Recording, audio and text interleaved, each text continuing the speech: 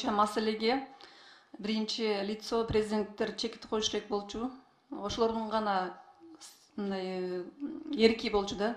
Мына бүгүн ошондой эрк көрсөтүп жаткандан кийин жалпы позиция болобу, оппозиция болобу, өкмөт болобу, парламент бүт баары биригип ушул аягына чейин күрөшүбүз керек. Эми мен Теңизбек мырза сизге суроом мондай да. Сиз айттыңыз, Канадада ушундай эле жерди, объекти сразу эле мындай бат эле алып коюшкан экологиялык бузуулар үчүн депчи. Эмне үчүн биз сотко беребиз, эмне үчүн башка жолдордон карабайбыз? Башка өлкөлөрдөгү ушундай объектилердин мисалдарын изилдеп көрүп улутташтырууга барбайсыздарбы? Башка мындай тез алып коюу жолуна барбайсыздарбы? Себеби соттошууда айттыңыздар 27 жылга чейин созулуп кетиши мүмкүн. Ага чейин кайсы алтын калат анда бизде? Баягы биз өзүбүзгө ишенип атабыз. Анан баягы справедливость дегенде на нашей стороне. Ошон үчүн ишенип национализация кылбайбыз. Юристтер, Нью-Йорктун юристтери, Канада юристтери айтып атат. Силер жеңесиңер. Мурункудан баягы бизди коркутуп эле жүргөн. Bizde büt mağdur. Без национализации мы получим то, что нам принадлежит. Андан тышкары кумтор эмес, биз центере жөнүндө сүйлөшүп атабыз. Взять долю в самой центере, управлять этой компанией, не только кумтором. А там есть 2 месторождения, которые дают примерно 250-300 миллионов долларов каждый год прибыли. Өзгүт деген Турцияда и Маунт Миллиган Канадада. Мы претендуем на все, потому что все это куплено на деньги, на прибыль кумтора. Түшүнүктүү, бирок мен ойлойм, ошол нерсени батыраак элдин рызкысын колуна тийгизсек деген үмүтүбүз да. Бул көптөн бери көтөрүлгөн маселе, чечилбей келген маселе. Мына айтсаңыздар, эгерде арбитражный сотко бергенге чейин центр тараптан сүйлөшүү иретинде Кыргызстандын үлүшүн, катышуусунда үлүшүн көбөйтүүгө сунуш берсе, кандай карайсыздар?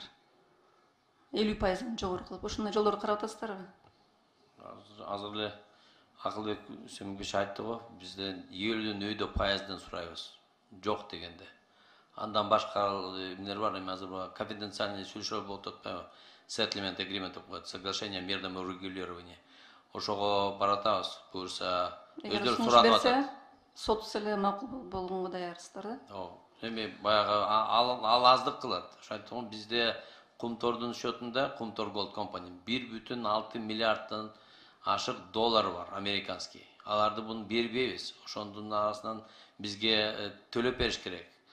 Биз деген жана налоговый деген исктерди көргөнсүз да.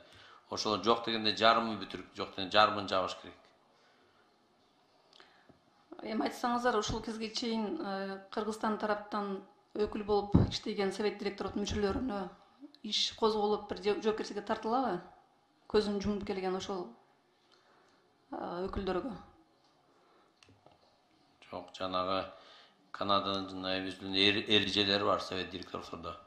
Ошол үчөөбүз азыр болгондо мурунда 3 эле киши 8ге каршы.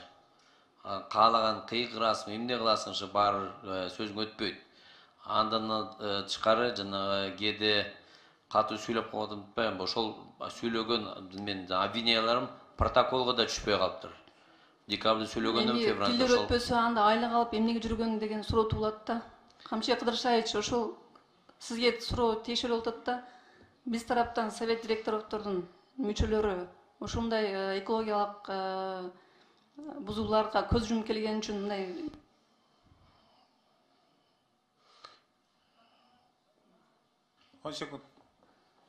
ошо совет директору биз тараптан иштегендерге, мүчөлөргө дагы бир кылмыш иши козголуп жоопкерчиликке тартылабы деген суроо да. Сөзсүз түрдө, себеби дегенде биздин Кыргызстандын граждандары ал жерде иштеп турушкан, чоң суммадагы акчаларды алып турушкан.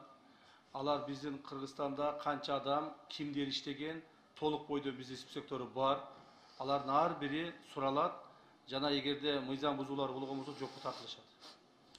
Эми Теңизбек мырза, сизге тиешелүү эмес, сиз ак эле иштепсиз. Негизи буга чейин канча жыл болду андан бери? Ошонун баары тартылса деген оюм бар да. Андан тышкары алтындан бир мен комментарий айтып коеюнбу?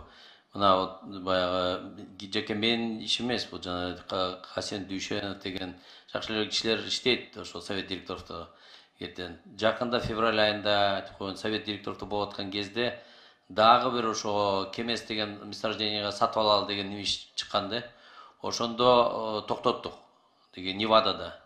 Баягы айтпасак ошону ала алмак. Анткени жанагы финансы жагынан иште билсеңиз IRR деген неме бар, норма прибыльности компания. Ошолор деген 12% экен болгону. Анан Невададагы алтын экен. Невадада бүт мен деген компаниялар иштейт. Эч кимге кереги, эч кимисе кызыкпаган месторождение эмне ким алып келди? Анан норма прибыльности всего 12%. Прежде чем купить золотое месторождение, мы рассматриваем минимум от 40% и выше. Обычно самую лучшую историю показывают.